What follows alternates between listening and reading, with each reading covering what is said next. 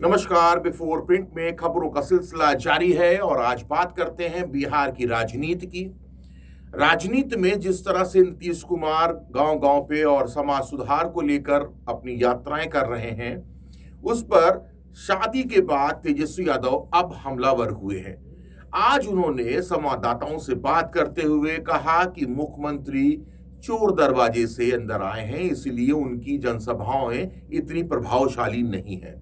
दूसरी बात उन्होंने कही कि जिस तरह से उनके 22 जब सांसद हुआ करते थे तो वो बड़ा पैकेज लेके आए थे केंद्र से, लेकिन 40 सांसद होने के बावजूद भी इस समय बिहार को कोई बड़ा पैकेज नहीं मिला है। तो ये कहीं ना कहीं दबाव की राजनीति शुरू की है। शादी के बाद में जो उत्सव हुआ उसके बाद में अब फ्री होके फिर से राजनीति में बैटिंग करनी शुरू की तेजस्वी ने।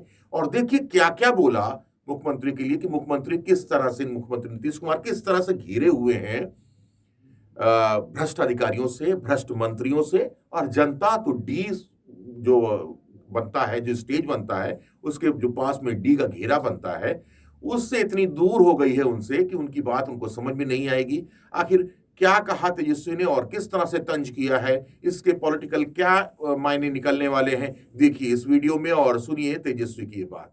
हमने तो पहले भी बोला है कि जो प्रशासनिक अराजकता जो है, कभी कोई जज को पुलिस वाला पीट रहा है, पुलिस को पब्लिक पीट रही है, भ्रष्टाचार है, सीएजी में 200 करोड़ रुपए का घोटाला हुआ है। समाज सुधारने की बात तो चलो कोई बात नहीं, उस पर हमको नहीं टिप्पा टिप्पणी करनी चाहिए, लेकिन मुख्यमंत्री की ज़्यादा जिम्मेवारी जो है सरकार को और सिस्टम को सुधारने की होनी चाहिए। बेरोजगारी, पलायन, शिक्षा, चिकित्सा, रोजी रोजगार नहीं, कर खाना नहीं, कुछ नहीं, हर सूचकांक में नीति आयोग के बिहार सबसे पिछड़े राज्यों में गिना जाता है। इसको कौन सुधारेगा? हमने तो कई बार जो सवाल उठाया। और नीतीश जी से हम कहना चाहिए समाज तो सुधरा हुआ है, लेकिन आपको समाज में कौन सी ऐसी चीज़ जो है बुरा लग रहा है भाई, जो आप सुधारना चाहते हैं? लेकिन बिहार के लोगों को, बिहार की जनता में तो ये भावना है और लोगों को ये लगता है कि सरकार जो है डबल इंजन की है, लेकिन कोई काम की नहीं है। उसको कौन सुधारेगा? जो पूरा सिस्टम कोलैप्स कर गया है। नीतीश कुमार जी ने पहले भी समीक्षा बैठक की, एक बड़ी समीक्षा बैठक की थी शराबबंदी को लेकर के, और उसके ठीक बाद बिहार विधानसभा में 6-6 बोतल मिल गया। डीजीपी साहब निहुर निहुर करके बोतल ढूंढ रहे थे, देख रहे थे, उसका क्या हुआ? कोई रिपोर्ट नहीं आई। और किस बात की समाज को सुधारने की बात करते हैं? आपके बगल में जो मंत्री हैं वो हत्या कर रहे हैं, करवा रहे हैं, भ्रष्टाचार, लूटपाट करवा रहे। कई मंत्रियों पर कितने आरोप लगे, सबूत के साथ पेश किए गए, कोई सुनवाई नहीं, कोई कार्रवाई नहीं की गई। ये कौन से समाज की सुधार की बात करना चाहिए? पहले नीतीश कुमार जी अपने सरकार को तो सुधारे, अपने मंत्री, अपने अधिकारी को तो सुधारे।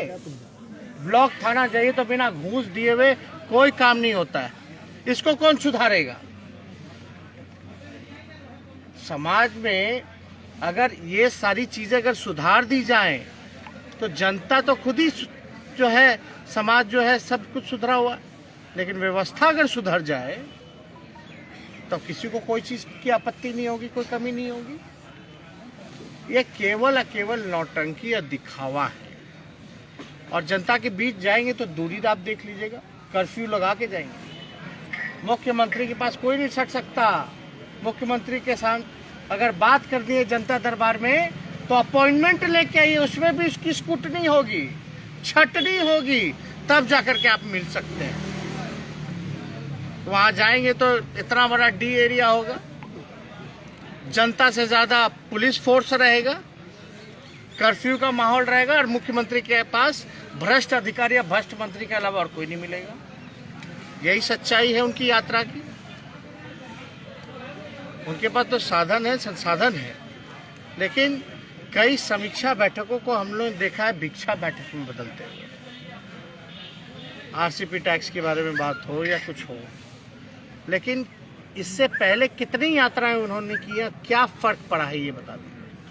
कोई अगर बिहार की जनता में इससे पहले कई यात्रा की है उन्होंने, क्या फर्क पड़ा, क्या अंतर नजर आया? हम लोगों को तो नहीं दिखता, ना बिहार की जनता को। और समाज को तो ये लगता है कि सरकार में खामियां हैं, सरकार सुधरे, अधिकारी सुधरे, मंत्री सुधरे, तब जाकर के काम होगा। तो मुख्यमंत्री जी जो बात करते समाज सुधारने की, तो उन्हीं के घटक दल के है ना मांझी जी।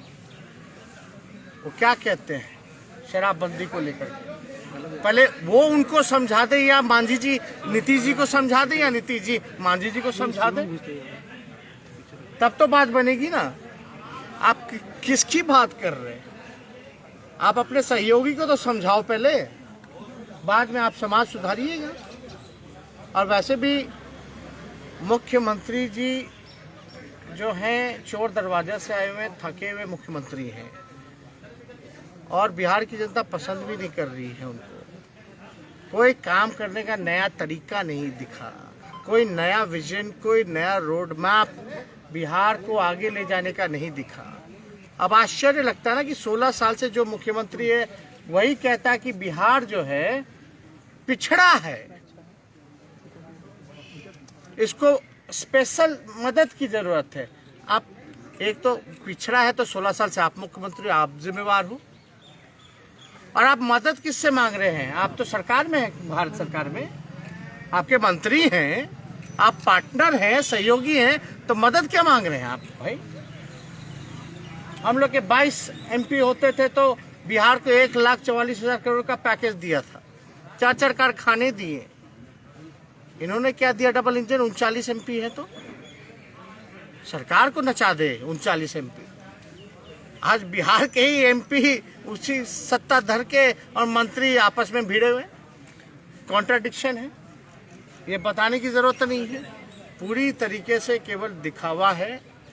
जनता जो है सरकार से ये उम्मीद लगाई हुई कि जनता का काम करे, उनके उम्मीदों पे खड़ा उतरे, लेकिन ठीक विपरीत काम। 75 घोटाले, लॉ एंड ऑर्डर जो है वो बढ़ता जा रहा है। कितने हत्याएं हुई हैं इन दिनों, मंत्री पे डायरेक्ट आरोप लगा, महिला चीख चीख के कह रही हैं कि उसने कराया, लेकिन FIR में सब कुछ सबूत, गवाह, CCTV फुटेज, फिर भी कोई कार्रवाई नहीं। जाति की उम्र 18 साल से 21 साल का बिल पास हो गया पार्लियामेंट में, कैसे?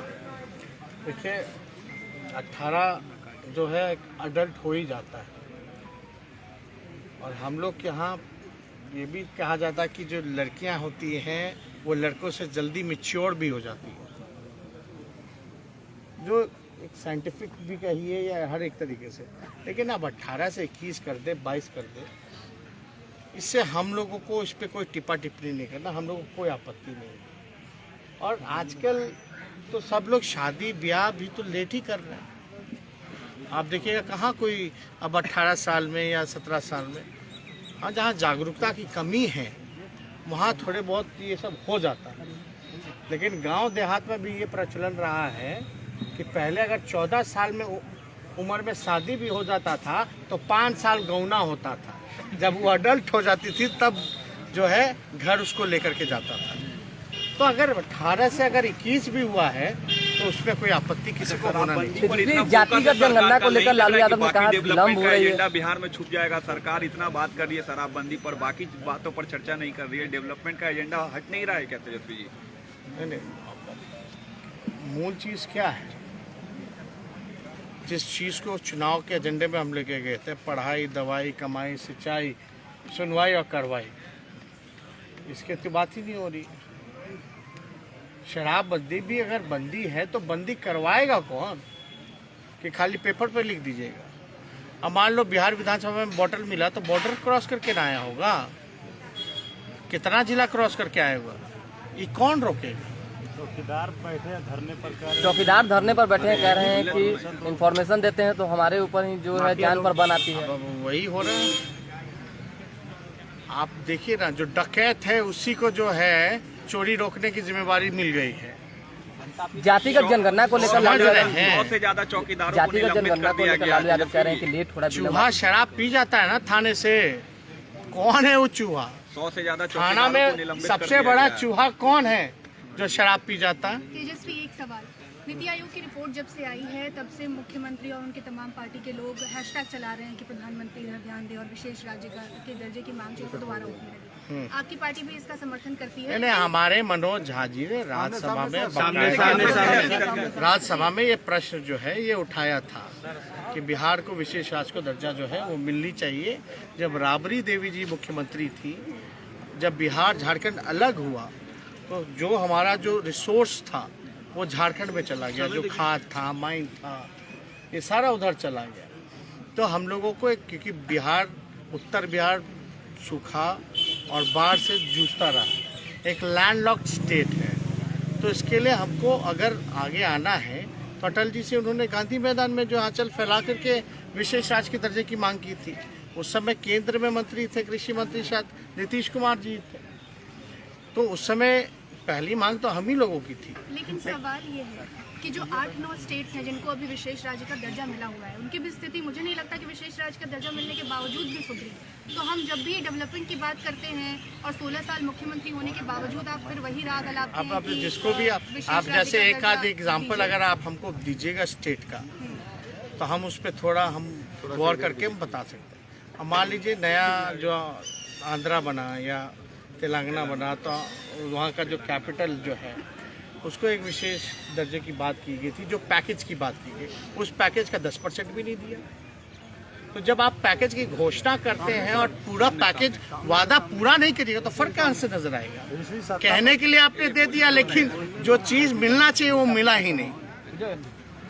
एक आपकी है पार्लियामेंट के दोनों हाउस से चुनाव सुधार बिल पास हो गया है और वोटर आईडी कार्ड से जोड़ने की बात हो रही है। कई विपक्षी दलों ने इस पर अपनी नाराजगी, आप लोगों का क्या इस पर? वोटर आईडी कार्ड हटा था, 2 आधारे पे वोट दिलाओ। सरकार भी चुनाव से पहले क्यों? आप एक बात समझिए, पूरा पंचायत का चुनाव हुआ, अभी संपन्न हुआ, कहीं भी आरटीपीसीआर रिपोर्ट की मांग नहीं की गई उस चुनाव में, और बात तक चला बाई इलेक्शन के। लेकिन बाई इलेक्शन में आपको आरटीपीसीआर रिपोर्ट भी चाहिए। हम लोगों को आपत्ति, महिलाओं के लिए अलग से बूथ बनाया गया क्या? पंचायतों के चुनाव में महिलाओं के लिए अलग से बूथ बनाया गया? तो ये सब जो टेक्निकल जो चीजें हैं, ये षड्यंत्र जो है, बूझे वाला बूझता कि सोना है कि पीतल है, कहावत है ना। तो जानने वाला जानता है कि कौन बेईमान है और कौन ईमानदार है। तो ये जो तरीका जो लगाया जा रहा है आपका, मान लीजिए गांव देहात में कितना लोगों के पास आधार होगा, यानी वो सब वंचित रह जाएंगे वोटों से। आप कहते हो डेमोक्रेसी, लोकतंत्र मेरा सबसे बड़ा है दुनिया का, तो किस बात का लोकतंत्र भाई? आप लोकतंत्र में अपने ही लोगों को, नागरिकों को वोट से वंचित रखिएगा, ये लोकतंत्र है क्या? तो वोटर आईडी क्या होता है? वोटर आईडी की परिभाषा क्या होती है? वोटर आईडी इसलिए ना बनता कि ताकि बूथ पे जाके वोट दें, अब उसका मतलब ही नहीं रहेगा। आधार से लिंक कराइए, या तो सब खत्म करके एक एक चिन्ह रखिए, आधार पे सब चीज होगा। प्राइवेसी, सब आईडी खत्म ही कर दीजिए। प्राइवेसी जातिगत जनगणना को लेकर ये सब देखो, यूपी का चुनाव आने वाला है, समझे? ठीक, चुनाव जब ये सब हो जाएगा, अब मान लीजिए जो आवेदन देगा आधार बनाने के लिए इतनी बड़ी संख्या में क्यू रहेगा, पेंडिंग रख दोगे बूथ वाइज अपना रिकॉर्ड दे करके, कहाँ आपका बूथ है, कहाँ उसका बूथ है, उस बूथ वाले लोग को आप पेंडिंग रखो, बाकी सबको लिंक कर दो। सब षड्यंत्र सब लोग समझ रहे हैं। जातिगत जनगणना ऐसा नहीं होना चाहिए। होना चाहिए तो इसके लिए पर्याप्त समय, और जब तक किसी का सबका लिंक नहीं हो जाता तब तक चुनाव मत करो। जातिगत जनगणना को लेकर कुछ बता दीजिए। अगर आपको हमारा वीडियो पसंद आया हो तो इसे लाइक करें, सब्सक्राइब करें और साथ ही बेल आइकन दबाना ना भूलें।